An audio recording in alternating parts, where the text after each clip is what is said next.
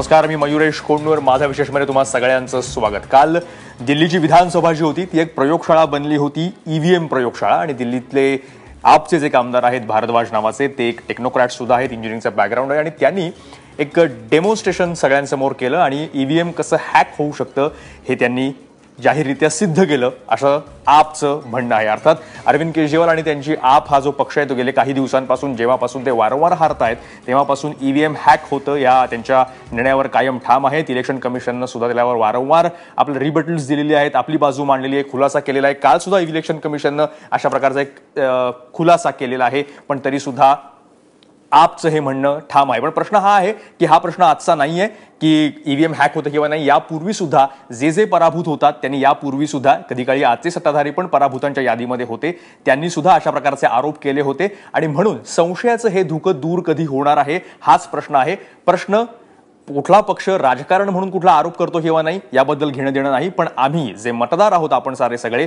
त्यांना एक प्रश्न असतो की जे आपला पवित्र अधिकार, पवित्र मत जे आहे ते तिथं टाकतात, त्याचा उपयोग जो आहे तो योग्य कारणासाठी होतो आहे का, आणि त्याच्यामध्ये कुठलाही फेरफार, हॅक किंवा कुठलीही फसवणूक होत नाही ना, हे एकदा संशय त्याच्या मनातून दूर व्हायला पाहिजेत. म्हणून आजची ही चर्चा आपल्याला आवश्यक आहे. आपल्यासाठी बोलण्याबरोबर आहेत राज्याच्या माजी निवडणूक आयुक्त नीला सत्यनारायण आपल्यासोबत आहेत. त्यासोबतच भाजपचे आमदार अनिल सोले आहेत. त्यांनी काही काळापूर्वी अशा प्रकारचं एक डेमॉन्स्ट्रेशन जे आहे ईव्हीएमच्या बाजूनं नागपूरमध्ये केलं होतं.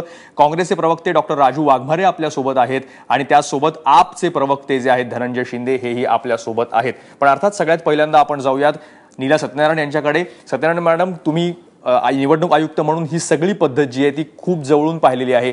एकदा आम्हाला कृपया स्पष्ट करून सांगा की जे कालचं डेमॉन्स्ट्रेशन तुम्ही सुद्धा पाहिलं असेल, निवडणूक आयोगानं नाकारलेलं आहे, खरोखरच ईव्हीएम जी आहेत ही फुल प्रूफ आहेत का? त्याच्याबद्दल काहीही छेडछाड त्याच्या बाबतीत करता येत नाही का?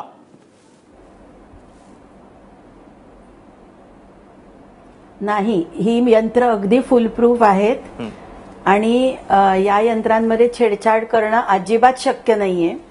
कारण मी स्वतः ECIL मध्ये जाऊन बसले होते आणि तिथल्या सिक्युरिटी फीचर्स काय आहेत त्या यंत्राच्या याची मी कसून चौकशी केली होती. आणि दुसरी गोष्ट म्हणजे ही यंत्र आपल्यासाठी कस्टमाइज केली जातात आणि त्याच्यामुळे जरा जरी छेडछाड केली, म्हणजे जरा कोणी स्क्रू जरी सैल करायचा प्रयत्न केला तरी लगेच त्याच्यावर एक असं पट्टी असते इलेक्ट्रॉनिक, त्याच्यावर येतं मशीन इज टॅम्पर्ड. आणि ते टॅम्पर झालेलं मशीन आहे ते कोणी इंजिनियर किंवा टेक्नोक्रॅट तिथे बसून दुरुस्त करू शकत नाही. ते मशीन पुन्हा कंपनीकडे जावं लागतं. इतकी व्यवस्था चोख करण्यात आलेली आहे. त्याच्यामुळे कस्टमाइज असलेल्या मशीनची सिक्युरिटी 100% आहे याची मी ग्वाही देते. जर तुम्ही कदाचित कालचं त्या भारद्वाजांचं पाहिलं असेल डेमॉन्स्ट्रेशन, त्यात त्यांनी असं म्हणलं की काही कोड्स असतात, हे सिक्रेट कोड्स असतात. हे जर कोड्स कुठल्या पक्षाच्या हाती लागले तर ते सहज ते मशीन टॅम्पर करू शकतात आणि त्यानंतर प्रत्येक जण ते कोड एंटर केल्यानंतर मग जो कुठलं मत होईल ते एका विशिष्ट पक्षाला किंवा उमेदवाराला मिळू शकतं. खरंच असे कोणतेही कोड अस्तित्वात असतात का इलेक्शन कमिशनच्या किंवा त्यांच्या अधिकाऱ्यांसाठी तरी सुद्धा?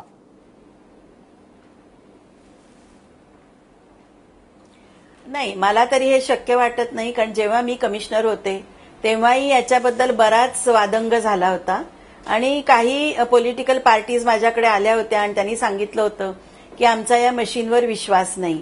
त्यांनी हेही सांगितलं होतं की त्यांच्याकडे इतके अमेरिकेतले टेक्नोक्रॅट्स आहेत जे तुम्हाला हे मशीन हॅक करून दाखवतील. आणि मी त्यांना म्हटलं की तुम्ही ते हॅक करून दाखवा आणि मग मी ते विड्रॉ करीन आणि आपण बॅलेट पेपरवर परत जाऊया म्हणून. आणि त्यांनी आपले टेक्नोक्रॅट्स आणलेही होते, पण त्यांना कोणालाही हे मशीन हॅक करणं जमलं नाही. दुसरी गोष्ट म्हणजे ज्या वेळेला प्रत्यक्ष पोलिंग होतं, प्रत्यक्ष मतदान होतं, त्याच्यापूर्वी प्रत्येक पॉलिटिकल पार्टीला त्याचं डेमॉन्स्ट्रेशन दाखवलं जातं. त्यावेळेला ते हे प्रयत्न करू शकतात किंवा नाही हे सगळ्यांच्या समक्ष असतं. त्यामुळे तिथे ती कोड घालणं शक्य नाही. तिसरी गोष्ट म्हणजे आपल्या मशीनमध्ये जे चिप असते, इलेक्ट्रॉनिक चिप, त्याच्यावर हे सगळं रेकॉर्डिंग होत असतं. त्या चिपवर कंपनीमध्येच फक्त दुसरी कोड घातली जाऊ शकते. इकडे कुणी पॉलिटिकल पार्टी आली आणि त्यांना वाटलं आपण कोड टाकावी असं शक्य होत नाही. काल जे आपण डेमॉन्स्ट्रेशन दिल्लीमध्ये बघितलं ते मशीन कुठलं होतं याचा आधी आपल्याला तपास करावा लागेल. आणि ते मशीन जर बाहेरचं असेल तर मग काहीही शक्य आहे, कारण मग त्याच्यात तुम्ही कुठल्याही प्रकारची कोड टाकू शकता. एक्झॅक्टली. आणखी पण काही प्रश्न आहेत, येतो तुमच्याकडे. पण तो जो मुद्दा आला, आपण धनंजय शिंदेकडे जाऊयात, कारण सगळ्या या चर्चेच्या शक्य नाही. एक्झॅक्टली या सगळ्याच्या केंद्रस्थानी आप आहे.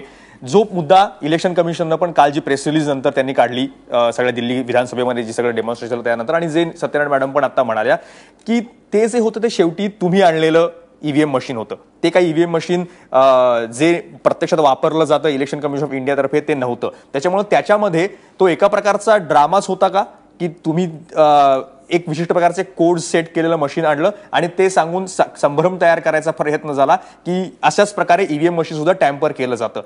तुमचं ईव्हीएम मशीन आणि प्रत्यक्षात असलेलं ईव्हीएम मशीन याच्यामध्ये जमीन आसमानचा फरक असणं स्वाभाविक आहे. हे कॉमन सेन्स आहे. कॉमन सेन्सचा शब्द इलेक्शन कमिशन ऑफ इंडियानीच त्यांच्या प्रेस रिलीजमध्ये वापरलाय. बोला. अच्छा, आता सर्वप्रथम मी सांगू इच्छितो की any electronic device can be hacked. जगामध्ये असं कोणतंही इलेक्ट्रॉनिक डिव्हाइस नाही आहे, तो ॲपलचा फोन असो, नॉर्मल मायक्रोसॉफ्टचा फोन असो, मोबाईल फोन असो, any electronic device can be hacked. तुम्हाला माहिती असेल की विकिलीक्स नावाचं जे प्रकरण गाजलेलं, त्यावेळेस त्यांनी क्लिंटनचे ईमेल्स जे होते, त्यांचं जे काही गुप्त कम्युनिकेशन झालेलं ते पण हॅक केलेलं आणि त्याची माहिती जगासमोर आणलेली. सगळ्यात ही महत्वाची गोष्ट आहे. त्याच्यामुळे या न्यायानं धनंजय शिंदे असा न्याय आपण प्रत्येक गोष्टी लावत बसलो आणि ईव्हीएम मशीनला पण लावलं. ईव्हीएम मशीनला राष्ट्रीय सुरक्षेपेक्षा, म्हणजे कदाचित जी नोटांची टांगसळी असते, त्यातल्या ज्या आपल्या नोटांचे जे छपाई असते त्याला जितकं संरक्षण असतं, कदाचित तेवढं संरक्षण ईव्हीएमला पण दिलं गेलेलं असतं. मी सांगतो तुम्हाला. तर याच्यात दोन गोष्टी असतात. म्हणजे मॅडमने मगाशी जे सांगितलं that is a physical security. Correct. Physical security within, म्हणजे इलेक्ट्रॉनिक कॉर्पोरेशन ऑफ इंडिया किंवा BHEL ह्या ज्या कंपन्या मॅन्युफॅक्चर करतात. मी फिजिकल सिक्युरिटी हा एक ॲस्पेक्ट झाला. दुसरा जो सॉफ्टवेअर, म्हणजे तुम्हाला इंटरनेटच्या जगामध्ये मॅलवेअर किंवा स्पायवेअर नावाचा जे काही प्रोग्राम असतो, ज्याने गेल्या कित्येक वर्षांमध्ये, म्हणजे गेल्या 5 ते 10 वर्षांमध्ये खूप मोठा धुमाकूळ घातलेला आहे. आणि तुम्हाला माहिती असेल की जे आपण माफिया म्हणतो, ड्रग्ज माफिया असतात जगामध्ये आंतरराष्ट्रीय पातळीवरचे, तसे सायबर सिक्युरिटी ह्या क्षेत्रामध्ये, म्हणजे ही it itself is an economy. आणि इंटरनेटला कनेक्टेड नसतं. आणि ऐका ना, म्हणजे मी स्वतः ईव्हीएम, विकिलीक्स असेल किंवा ईमेल्स असतील, या सगळ्या गोष्टी ऑनलाईन जगतामधल्या आहेत. ईव्हीएम मशीन्स आहेत. ऑफलाईन बद्दलच सांगतो तुम्हाला. मी स्वतः ह्या क्षेत्रात गेले 22 वर्ष काम करतो. हे समजावून सांगा. गेली 22 वर्ष ह्या क्षेत्रात मी काम करतो. आणि आंतरराष्ट्रीय पातळीवरच्या ज्या कंपनीज आहेत, मग ती सिस्को सिस्टीम असेल, IBM असेल किंवा ब्ल्यूकोट सिस्टीम असेल, आणि ह्या कंपन्या काय करतात की ज्या इलेक्ट्रॉनिक डिव्हाइसेस आहेत, जगातले जे गव्हर्नमेंट्स असतील किंवा प्रायव्हेट कॉर्पोरेट्स असतील, तर त्यांच्यासाठी ते अँटी फिशिंग किंवा अँटी मॅलवेअर अशा टेक्नॉलॉजी सप्लाय करतात. आता आपल्या इलेक्ट्रॉनिक व्होटिंग मशीन जी भारतामध्ये आलं 80च्या दशकापासून, म्हणजे त्याच्या टेस्टिंगला सुरुवात झाली. आणि आत्ताच्या परिस्थितीमध्ये म्हणजे there are 3 types of machines. म्हणजे फर्स्ट P1 मशीन होती, P2 मशीन होती आणि P3 मशीन होती. जी आत्ता जी लेटेस्ट जे म्हणजे जे व्हर्जन जे आहे ते that is a final version. म्हणजे सध्या आपण जे ज्याच्यात व्हीव्हीपॅट नावाचं जे हे वापरतो, म्हणजे ज्याच्यात वोटरला स्लिप मिळते. तर याच्यात काय झालेलं आहे की आपल्या इथे 3rd जनरेशन मशीन बनवण्यासाठी त्याचे जे मायक्रो जे असतात ना, चिप्स बनवण्यासाठी आपल्याकडे यंत्रणा नाही आहे. इलेक्शन कमिशन ऑफ इंडियाचे जे पेपर्स आहेत, म्हणजे मी आज दिवसभर त्याचा अभ्यास करतो त्यांच्या वेबसाईटवर जाऊन सुद्धा, आणि त्याच्यात त्यांनी क्लिअरली मेन्शन केलेलं आहे की ह्या चिप्स बनवणारी यंत्रणा आपल्याकडे नाही आहे. म्हणून आपण परदेशातल्या या ज्या चिप्स कुठं भरतात, या चिप्स इथं कुठं तयार होतात, ते बीजेपीनं किंवा निवडणूक आलेला. आता तुमचा आरोप बीजेपीवर, मी कंप्लीट करतो, मग तुम्ही मला वाटतं जर बोललात तर बरोबर. लेट मी जस्ट कंप्लीट दिस ऐका. तर आपण काय करतो की त्या चिप्स ज्या आहेत त्या अमेरिका आणि जपान या 2 देशातनं आपण मागवतो. आता ईव्हीएम टॅम्पर करणं म्हणजे it's not only the physical part of it, malware plays an important role. Malware म्हणजे हा सॉफ्टवेअर प्रोग्राम असतो, खूप छोटा असतो तो, आणि तो प्रोग्राम जर मशीनमध्ये सोडला आणि त्या प्रोग्रामला आपण कुठे होऊ शकतं, जिथे चिप्स तयार होतात तिथं, जिथे चिप्स तयार होतात तिथे होऊ शकतात. म्हणजे तुम्ही कुठल्या 2 देशांची नावं घेतलीत? हा.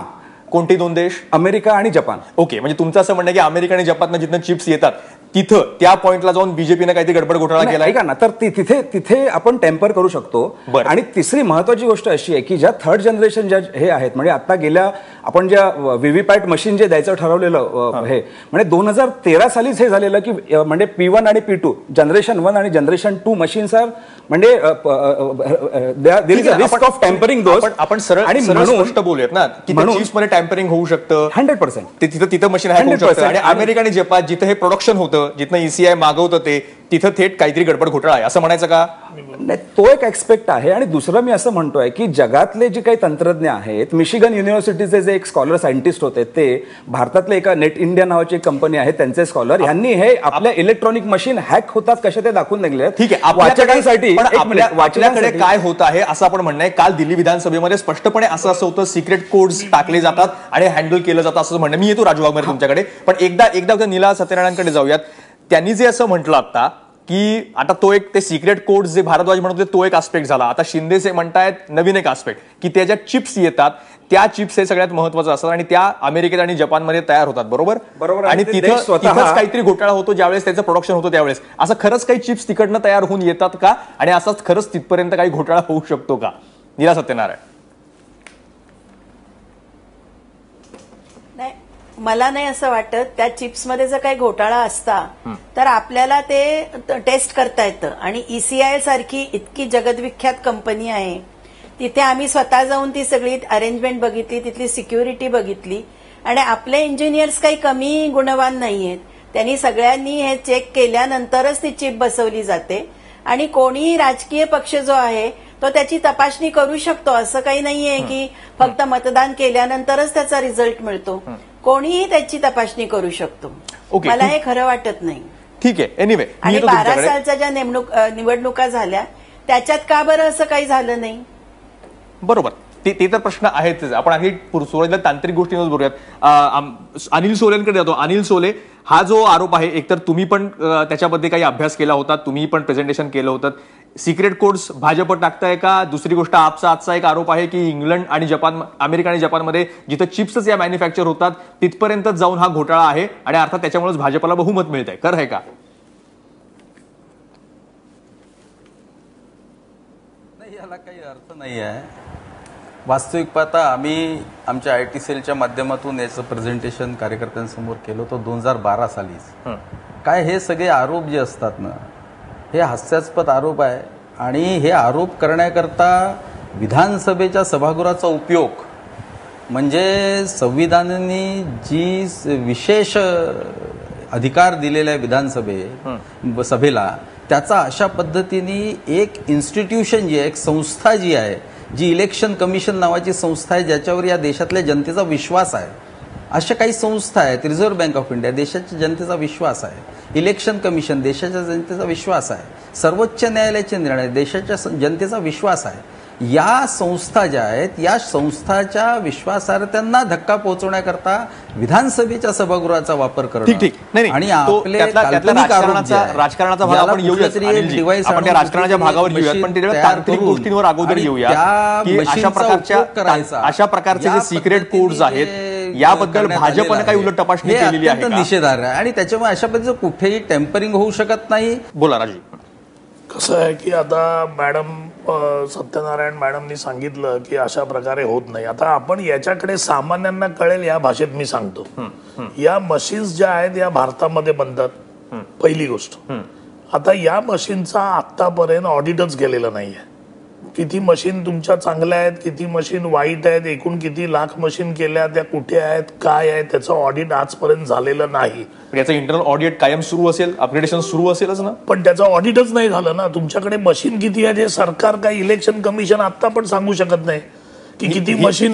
ही अर्थात पूर्णपणे इलेक्शन कमिशनची जबाबदारी असेल. हो, किती मशीन प्रवाहात आहेत, किती मशीन नाही आहेत, याची ठोस आकडेवारी एक्झॅक्टली कुठे आहे हे सांगू शकत नाही. असं ऑडिट किंवा त्या मशीनचा मेंटेनन्स किंवा जर आवश्यक अपग्रेडेशन असेल, ते आवश्यक सिक्युरिटी असेल, हे चालू असते ही प्रक्रिया का नाहीच झाली आहे जेव्हापासून EVM आलेली आहे? अगदी चालू असते. आणि 2012 साली जेव्हा निवडणुका झाल्या स्थानिक स्वराज्य संस्थांच्या, तेव्हा आपण खबरदारी म्हणून सगळी जुनी मशीन्स कंपनीला देऊन टाकली आणि नव्यानी सगळी मशीन्स विकत घेतली. जवळजवळ 1.5 लाख मशीन्स आपण या निवडणुकांसाठी वापरली आहेत. आणि ती सगळी त्याचं ऑडिट, त्याचं काउंटिंग, कुठल्या कलेक्टरजवळ किती मशीन्स आहेत, हे सगळ्याचा हिशोब आपल्याकडे असतो. त्याबद्दल आपण बोलूयात. पण काँग्रेस इतक्या वेळ मग याच्याबद्दल शांत का होतं? एवढ्या सगळ्या तुमच्या ज्या शक्यता आहेत त्या तुम्ही सांगता आहात, काँग्रेस आतापर्यंत शांत का होतं? काय होतं की एखादी गोष्ट तुम्ही चोरी करू शकता हे आहे, पण तुम्ही चोरी करता की नाही त्याला महत्व आहे. काँग्रेसने कधी तशी चोरी केलीच नाही. म्हणजे काँग्रेसला चोरी कशी करायची रस्ता माहिती होता. फक्त त्यांनी केली नाही असं म्हणायचंय? नाही, होऊ शकत होतं. इलेक्ट्रॉनिक गोष्ट माझं मी काय सांगतोय तेच ना, चोरी कशी होऊ शकते? रस्ता माहिती होता, फक्त तो रस्ता काँग्रेसने धरला नाही असं तुमचं म्हणणं आहे? इलेक्ट्रॉनिक गोष्टीमध्ये तफावत आणि चोरी होऊ शकते. हे जगामध्ये बँका घ्या, तुम्ही सगळीकडे होऊ शकते. या आर्ग्युमेंटला कोणीच विरोध करू शकत नाही. कोण करतंय की कोण करत नाही हा फरक आहे. आता कोण करत असेल, राजूजी, तुम्ही अजूनही जाऊन ताकाला भांड लपवता आहात.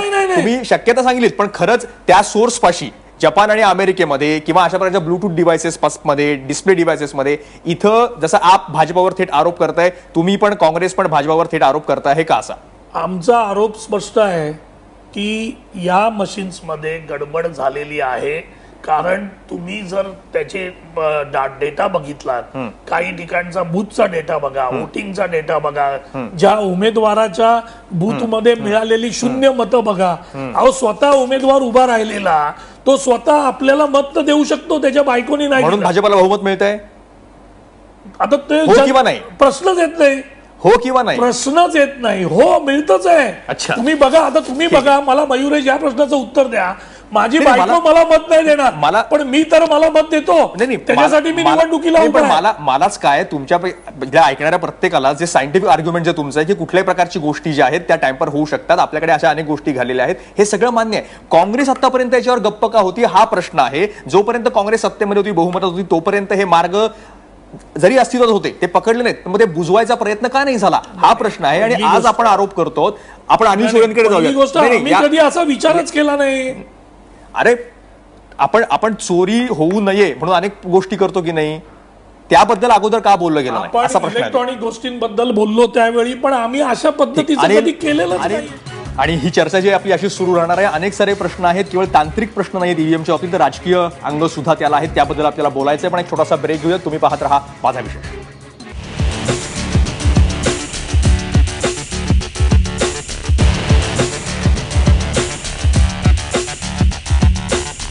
माझ्या विशेषमध्ये तुमचं पुन्हा एकदा स्वागत. आपण चर्चा करतो आहोत की ईव्हीएम बद्दल दिल्ली विधानसभेमध्ये जो सगळा ड्रामा झाला हा केवळ राजकीय ड्रामा होता, हे खरंच ईव्हीएम बद्दल काही महत्त्वाचे प्रश्न आहेत. अनिल सोले, तो जो मुद्दा मात्र उठला की यापूर्वी भाजप ज्यावेळेस विरोधामध्ये होती, किरीट सोमय्यांचं नाव त्यांनी घेतलं, बरोबर आहे. यापूर्वी भाजपनं असे आरोप केले होते ज्यावेळेस ते विरोधामध्ये होते. अशा अनेक प्रकारचे तांत्रिक आक्षेप भाजपनं पण घेतले होते. आता अचानक असं काय झालं की भाजपला सगळी सिस्टीम फुलप्रूफ आहे असं म्हटलं, इलेक्शन कमिशनची सगळी गोष्ट अगदी विश्वासार्ह आहे असं म्हटलं, आरबीआय आणि इलेक्शन कमिशनवर कोणी शंका घेऊ नये असं भाजप वारंवार म्हणायला लागलेलं आहे. पूर्वीचे तुमचे आक्षेप आणि संशय कुठे गेले? नाही, भारतीय जनता पार्टीने सिस्टीम्सवर कधी आघात नाही केला. ज्या ठिकाणी असं काही वाटलं असेल त्या ठिकाणी त्याच्या उपस्थित केले. सोमय्या साहेबांचं पुस्तक वाचा, त्याच्यामध्ये त्यांनी आरोप तर केले, त्यांनी पुस्तक काढलं, कोणत्या पद्धतीने हॅक होऊ शकतं याचं पुस्तक काढलं. कधी असं काय करताय भारतीय जनता पार्टीने कुठाराघात केला नाही, किंवा ज्या संस्था आहेत त्या संस्था नेस्तनाबूत करण्याचा कधी आणि भारतीय जनता पार्टीकडून अशा पद्धतीचा प्रयत्न कधी झाला नाही. आरबीआय नोटबंदीमध्ये तुम्ही आरबीआयला तुमच्या हातातलं पावलं बनवलं. बूथच्या संदर्भात आरबीआयचे निर्णय, आरबीआयच्या संदर्भामध्ये अशा पद्धतीचे आरोप झाले असतील. आज जे आहे, आज आपल्या इच्छा ज्या संस्था आहेत, ज्या इलेक्शन कमिशन आहे, त्या कमिशनच्या इंटेन्शनवरच या ठिकाणी आरोप करण्याचा प्रयत्न करण्यात येतो. राहिला प्रश्न निवडणुकीचा, जी लोक निवडणुकीमध्ये किंवा राजकारणामध्ये भाग घेत असतात त्यांना क्लिअर कट मॅन्डेट साधारणतः त्याचा अंदाज लक्षात येत असतो. आपण पाहता की या सगळ्या निवडणुकांमध्ये ज्या लोकांनी एक्झिट पोल्स केले आहेत, ज्या लोकांनी या सगळ्या निवडणुकांमध्ये आपले अंदाज व्यक्त केलेले आहेत, तर आपल्याला असं लक्षात येत एक्झिट पोल वाले कोण? अनिलजी, आपण मूळ प्रश्नाकडे रुझान काय आहे, या पद्धतीचे कौल देखील त्याच्यात येत गेलेले आहेत. आणि त्याच्यामुळे अशा पद्धतीचा एक्झिट पोल बद्दल भाजपनं बोलू नये, एक्झिट पोल बद्दल भाजपनं बोलू नये, कारण भाजपचाच कायम असा आक्षेप असतो की सगळे एक्झिट पोल त्यांच्या बाबतीत खोटे ठरतात. हे सोडून कुठल्या तरी ईव्हीएम वर आरोप करणं, कुठल्या तरी गोष्टींचा आरोप करून आपला पराभव लपवणं, आपल्या प्रभावापासून आणि अनिलजी, त्या मूळ प्रश्नाचं उत्तर द्या ना. अनिलजी, मूळ प्रश्नाचं उत्तर द्या की भाजपनं यापूर्वी जे वारंवार आक्षेप घेतलेले आहेत ईव्हीएम्सवर, किरीट सोमय्यांनी पुस्तक काढलेलं आहे, त्याबद्दल काहीतरी बोला ना. विश्लेषण करणं हे अत्यंत चुकीचं आहे. त्याचं उत्तरच नाही त्यांच्याकडे. ठीक आहे, हरकत नाही. नीलाताई एक सेकंड, मी येतो धनंजय तुमच्याकडे. नीला सत्यनारायणकडे जाऊयात. नीलाताई, जे मगाची प्रश्न विचारले त्यातले खरेच काही प्रश्न व्हॅलिड आहेत आणि आता ज्या महापालिकेच्या निवडणुका झाल्या त्याच्यानंतर विशेषतः पुण्यामध्ये, आणखी काही मुंबईमध्ये पण ठिकाणी खूप असा आउटरेज आला की अनेक ठिकाणी मतं दिसत आहेत, कित्येकांना आपल्या कुटुंबातली मतं पण मिळाली नाहीत असे त्यांचे आक्षेप आहेत. काही ठिकाणी हजारांनी मतं आहेत पण प्रत्यक्षात वोटिंग झालंच नाही असं दाखवत आहेत. अशा सगळ्या प्रकारच्या शंका आता निर्माण झालेल्या आहेत. त्याच्याबद्दल काहीच ठोस उत्तरं जी आहेत ती इलेक्शन कमिशनकडे मिळत नाहीत. एक फक्त तुम्हाला आठवण करून देतो की 2014 मधली एक निवडणुकीमधली केस होती पुण्याच्या पर्वती मतदारसंघातली. हायकोर्टाकडनं काल नाही परवा त्याच्याबद्दल एक ऑर्डर आलेली आहे आणि पहिल्यांदा असं घडलेलं आहे भारतामध्ये की कोर्टानं ईव्हीएमच्या फॉरेन्सिक टेस्टचा आदेश दिलेला आहे. त्यातनं काय येतील म्हणजे कोर्टानं पण जे प्रश्न विचारलेत त्यात हेच प्रश्न आहेत. म्हणजे त्यातले 2 प्रश्न माझ्याकडे आहेत, मृदुला भटकरांनी विचारलेत. ते म्हणजे कुठलंही हे जे मशीन आहे एक्सटर्नल डिव्हायसेस ब्लूटूथ किंवा इन्फ्रारेडनी त्याला काही कनेक्ट करता येऊ शकतं का, हा प्रश्न कोर्टाला सुद्धा पडलेला आहे. दुसरी गोष्ट की ऍडिशनल मेमरी चिप कुठून बाहेरून एक्सटर्नल याच्यामध्ये इन्सर्ट करता येऊ शकते का, हा प्रश्न कोर्टाला सुद्धा पडलेला आहे. आणि फॉरेन्सिकच्या टेस्टला त्यांनी हा प्रश्न विचारला लॅबला. हे प्रश्न आहेत, याच्याबद्दल ठोस उत्तरं मिळाली नाहीयेत, हेही वास्तव आहे. नीलाताई.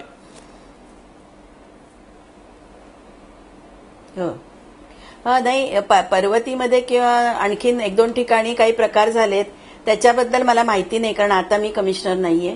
परंतु हे जे त्यांचं म्हणणं आहे की बाहेरनं चिप टाकता येते का किंवा टाकलेल्या चिपमध्ये काही फेरफार करता येतात का, तर ते शक्य नाहीये. कारण मी सुरुवातीलाच जसं सांगितलं की जरा जरी त्या मशीनला काही हात लावला आणि टॅम्पर झालं तर लगेच ते मशीन बंदच पडतं.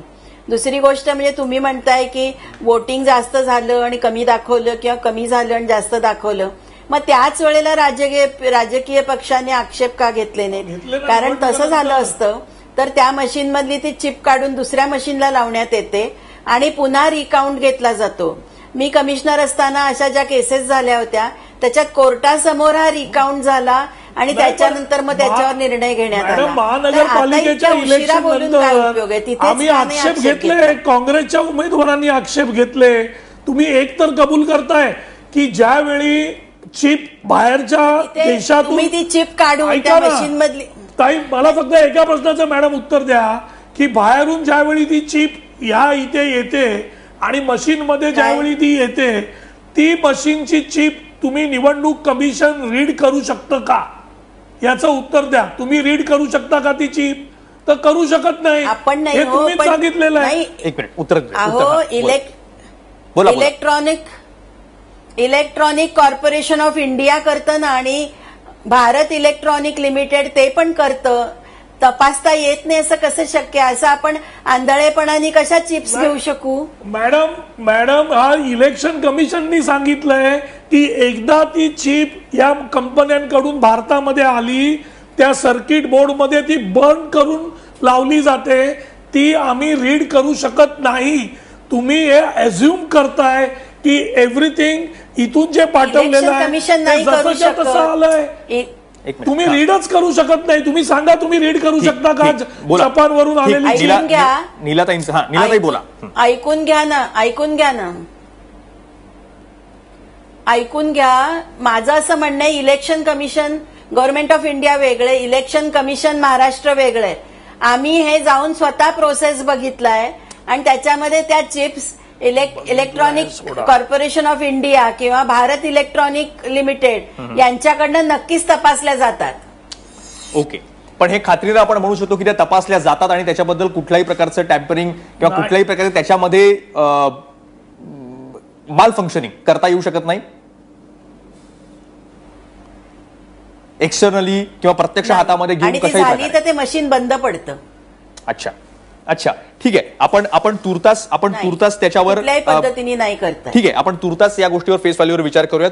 इलेक्शन कमिशन 12 तारखेला त्यांनी सगळ्याच राजकीय पक्षांना बोलवलेलं आहे. एका हॅकॉथॉन विषयी सुद्धा इलेक्शन कमिशन बोलत आहे. आपण अपेक्षा आहे की याच्यामध्ये त्याचं उत्तर जे आहे ते सगळे राजकीय पक्ष इलेक्शन कमिशनला विचारतील आणि केवळ आरटीआय मधले काय उत्तर दिलं याच्यापेक्षा न राहता प्रत्यक्ष काँग्रेस सुद्धा थेट प्रश्न 12 तारखेला विचारेल इलेक्शन कमिशनला, चीफ इलेक्शन कमिशनरला, याचं आपण अपेक्षित ठेवूयात. दिल्लीमध्ये ते होणार आहे. पण तुर्तास आपण परत आपकडे जाऊयात.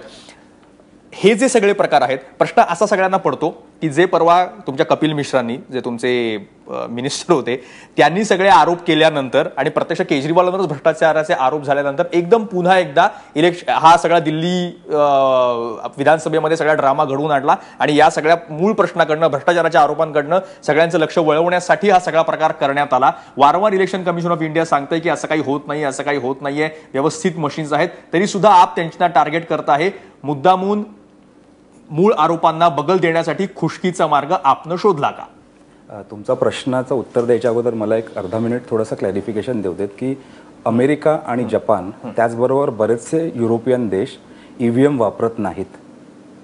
दुसरी गोष्ट अशी आहे की फक्त किरीट सोमय्या युरोपियन देश 2015 पूर्वी सुद्धा जेव्हा 67 जागा आपला मिळाल्या त्यावेळेस सुद्धा वापरत नव्हते ते देश. मला पूर्ण करू देत ना, म्हणजे मला सांगायचं I just want to give you the data points. पहिली गोष्ट ही. दुसरी गोष्ट अशी आहे की हे जुने आर्ग्युमेंट्स आहेत शिंदे, असं मी म्हणतो. किरीट सोमय्याच नाही तर GVL नरसिंहराव जे भारतीय जनता पक्षाचे राष्ट्रीय प्रवक्ते आहेत, त्यांनी स्वतः एक बुक पब्लिश केलेलं आहे इलेक्ट्रॉनिक, म्हणजे याच्या संदर्भातलं, आणि की म्हणजे democracy is at a risk if we म्हणजे इज EVM रिअली द म्हणजे सोल्युशन फॉर दॅट, नंबर 1.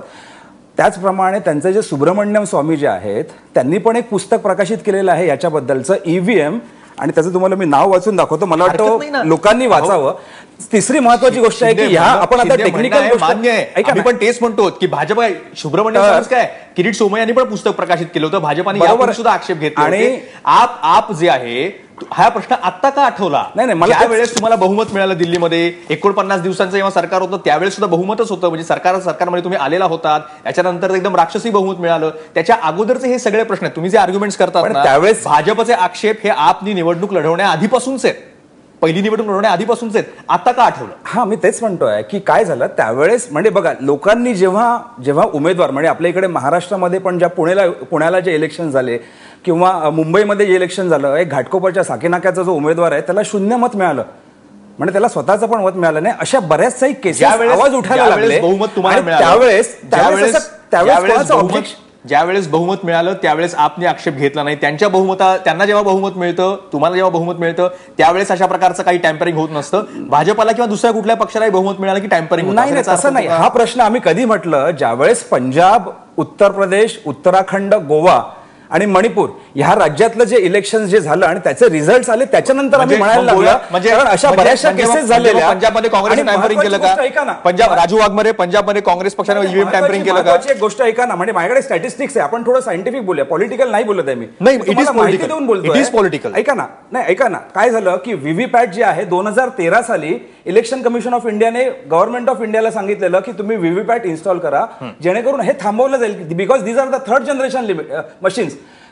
मला हे सगळं मान्य तुमच्या तांत्रिक मुद्द्यांवरचा किंवा इंजिनिअरिंगवरचा अधिकारी मान्य करतो की साधारणपणे 53,500 व्हीव्हीपॅट वाल्या मशीन्स 2017च्या ह्या ज्या ठिकाणी इलेक्शन मध्ये वापरल्या तिथे मशीन टॅम्परिंग झालेली नाहीये. त्याच्यामुळे मूळ मुद्दा असा आहे. धनंजय शिंदे, मला मान्य आहे तुमचा या विषयाला अधिकारी मान्य करतो, आक्षेपही मान्य करतो. आम्हाला मतदार म्हणून प्रश्न आहे की हे जर अनेक वर्ष होत होतं, यापूर्वी पण होत होतं, तर तुम्ही मतदारांना जागृत का केलं नाही? त्यावेळेस प्रश्न का नाही विचारले? जबाबदार राजकीय पक्ष म्हणून काँग्रेसची सुद्धा, तुमची आपची सुद्धा, भाजपची सुद्धा हा अधिक जबाबदारी होती ना की लोकांना सांगावं. पण ज्यावेळेस बहुमत मिळालं त्यावेळेस तुम्ही सोयीस्करित्या गप्प बसला आणि ज्यावेळेस आता पराभव पदरी आला त्यावेळेस तुम्ही आक्षेप घ्यायला, हा आक्षेप आहे. त्यावेळेस जनतेतनं कोणी ऑब्जेक्शन घेतलं नव्हतं. दिल्ली म्हणजे पंजाबच्या इलेक्शन जनतेने नव्हे, आपण तर घ्यायला पाहिजे. आपण नेतृत्व करता, आपण नेतृत्व करत होतात ना त्यावेळेस, उदाहरणं नव्हती. आणि आपण जे मुद्दे करतायत, राजू वाघमारे तर 2012च्याही अगोदरपासून गेलेत,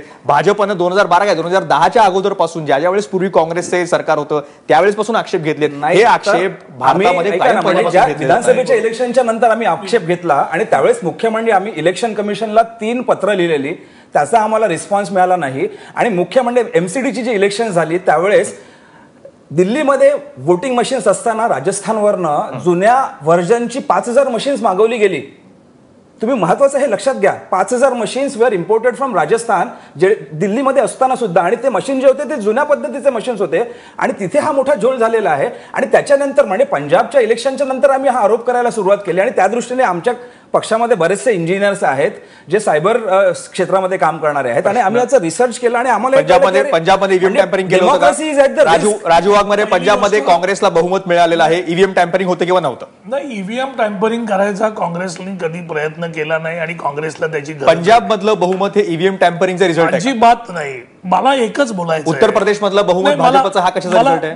मला एकच प्रश्न आता इथे विचारायचा आहे आणि मला याच्या पाठीमागे सकारात्मक भूमिका घ्यायची आहे की बीजेपीचं काम खूप चांगलं चाललेलं आहे, बीजेपी खूप चांगल्या पद्धतीने लोकांना आवडते, लोक त्यांना मतं देत आहेत. आता हे सर्कल पूर्ण झालेलं आहे, सगळ्या पक्षांना वाटतंय की ईव्हीएमचा काहीतरी प्रॉब्लेम आहे. आपल्या देशाची लोकशाही सगळ्या भाजपला वाटत नाही ना आता? ऐका ना, तो सगळ्यात सगळीकडे बहुमत असलेला पक्ष आहे. आता सगळ्यात जुनी लोकशाही आहे आणि मोठी लोकशाही आहे आणि जर बीजेपीला एवढा पाठिंबा संपूर्ण देशामध्ये आहे, बीजेपी पण याच्या अगोदर ईव्हीएम बद्दल बोलत होती, आता बाकीचे पक्ष बोलतायत, तर आता ते सरकारमध्ये आहेत, त्यांनी ईव्हीएम बंद करा, कारण तुम्हाला तर चांगला पाठिंबा आहे. आणि ज्याप्रमाणे जगात बॅलेट पेपरवर इलेक्शन होतं तसं इलेक्शन घ्यावं. काय मोदींना भीती आहे? कारण मोदी तर सर्व ठिकाणी आहेत, सगळ्या देशामध्ये मोदी पॉप्युलर आहेत. मग बीजेपीला भीती कसली आहे की ईव्हीएम बंद करायचे आणि बॅलेट पेपरचं इलेक्शन घ्यायचं? प्रश्न हाच आहे की हे सगळे प्रश्न यापूर्वी सुद्धा काँग्रेस सत्तेमध्ये असताना सुद्धा विचारले जात होते. प्रत्येक जण शंका घेत होते, शंका घेणारे त्यावेळेस वेगळे लोक होते, आज तुम्ही घेतायत. त्यावेळेस काँग्रेस तर का नाही केलं? बहुमत आपल्याकडे पण होतं, आपलं सलग 10 वर्ष सरकार होतं. नाही, पहिली गोष्ट अशी की मयुरेश, काँग्रेस अशा प्रकारच्या गोष्टींवर कधी विश्वास ठेवत नाही आणि कधी या गोष्टी काँग्रेसने केलेल्या नाहीत. आता ज्यांच्या हातात सत्ता आली त्या सत्तेचा दुरुपयोग ज्या पद्धतीने करायचा आहे त्या पद्धतीने बीजेपी करण्याची शक्यता ही जास्त प्रमाणात वाटते, म्हणून सगळीकडून ओरड होते. माझं एकच म्हणणं आहे की देशातून जर सगळ्या पक्षातले लोक एकाच गोष्टीबद्दल बोलत असतील तर मग सरकारने ईव्हीएम बंद करा आणि बॅलेट चालू करा. पोलिसांनी चोरी व्हायची वाट बघायची नसते, तर एखाद्या एरियामध्ये चोरी होऊ नये म्हणून चौक्या आणि पोलीस बंदोबस्त अगोदरच जास्त वाढवून ठेवायचा असतो की चोराला कधी चोरी करायची संधीच मिळू नये. अशा प्रकारची गोष्ट काँग्रेसने त्यावेळेस का केली नाही आणि आता आक्षेप का येत आहेत असा मुळात प्रश्न. पण हरकत नाही, प्रत्येक वेळी पोलीस व्यवस्था करतात आणि जे चोरी करणारे आहेत ते त्या व्यवस्थेचा बळी घेतात, परत पोलीस दुसरी व्यवस्था करतात. हे प्रकरण चालूच राहतं. त्याच्यासाठी ह्या चोऱ्याच होणार नाहीत. तुम्ही बॅलेट पेपर आणा, असे पण तुम्हाला बहुमताची खात्री आहे, मग तुम्ही बॅलेट पेपर का नाही घेऊन येत? ठीक आहे, हा बॅलेट पेपरकडे परत जायची वेळ आलेली आहे का? आपण तंत्रज्ञानाकडे आपण लवकर गेलो.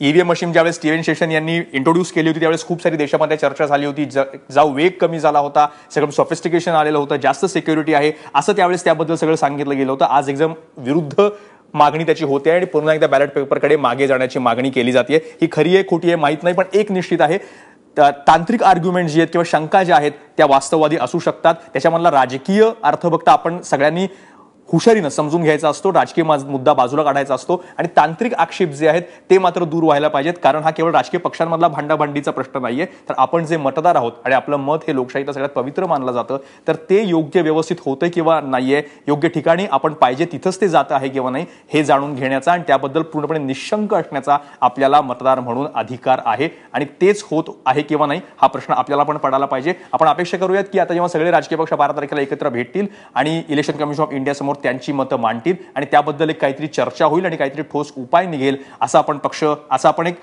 सगळ्या राजकीय पक्ष भांडाभांडीमध्ये न अडकता यातून काही उपाय काढतील. आपण मतदार म्हणून ही एवढी अपेक्षा ठेवायला काहीच हरकत नाही. आपले सगळे मान्यवर आहेत या चर्चेमध्ये सहभागी झाले त्याबद्दल मी त्यांचे आभार मानतो आणि माझा विशेषमध्ये इथंच थांबतो. तुम्ही पाहत रहा एबीपी माझा.